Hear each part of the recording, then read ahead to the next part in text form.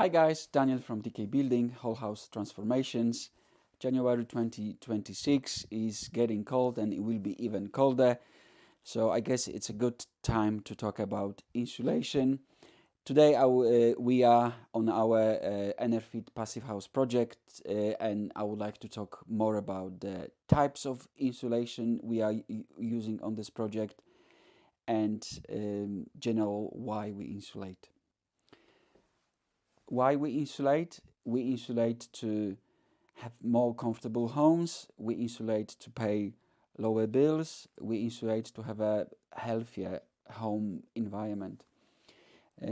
Typical house loses about 35% of heat through the walls, about 10 through the floor, about 18-20% through the windows, about 20 through the roof, and the rest through ventilation.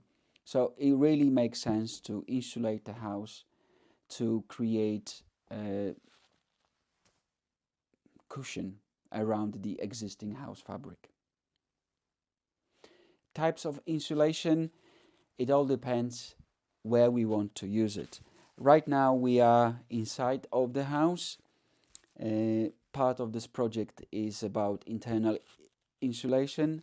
So here we are using wood fiber for our internal walls. Very good rigid product which I prefer to use whenever I can. EPS polystyrene boards. In this house we are using this under the concrete floor. On a different project we use that as an external wall insulation. We use different thicknesses depending on the place where we need to use it. In this house also we are using the very rigid board to insulate foundations outside, and on this project we also use a flexible wood fiber insulation in the roof, and I guess that's on this job. On a different jobs we've also used magnesium boards, plasterboard insulation boards. There are all kinds of insulation materials we can use. What is important when we install insulation products? I guess from my experience, two things. Three. One, trying to use the right product for the right place. All these different materials, they have different properties. Some can be used outside, some can be used inside, and some are very expensive and can be only used in a thinner quantities.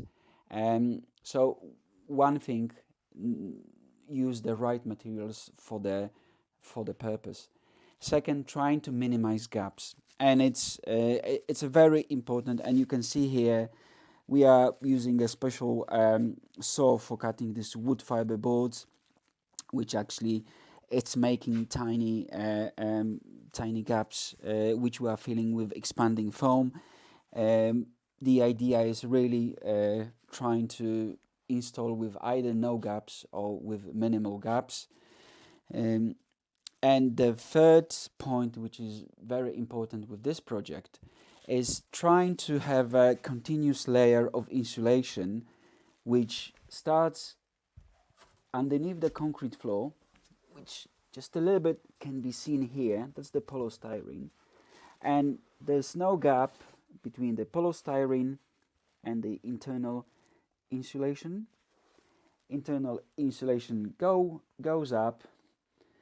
There's no gap between this insulation and the window reveal, insulated window here, and that continues until it reaches the roof. We're not insulating this wall because that's the party wall. We have a neighbor, so we don't need it. So three important things: make sure you use the right product, no gaps, so it means no thermal bridges, and trying to do continuous layer if possible. One of the main reasons to insulate homes is to lower our energy bill, and it's a very valid point. It's important point. We can save, let's say, between 50 to 75%, sometimes more, with very extensive insulation work. So that's tangible effect of insulation, almost financial effect. At the same time, there's a limit how much we can gain by insulating if we look only from that perspective. By insulating the house, the walls, floor, changing windows, we are creating a different environment in the house. No drafts, warm air stays longer.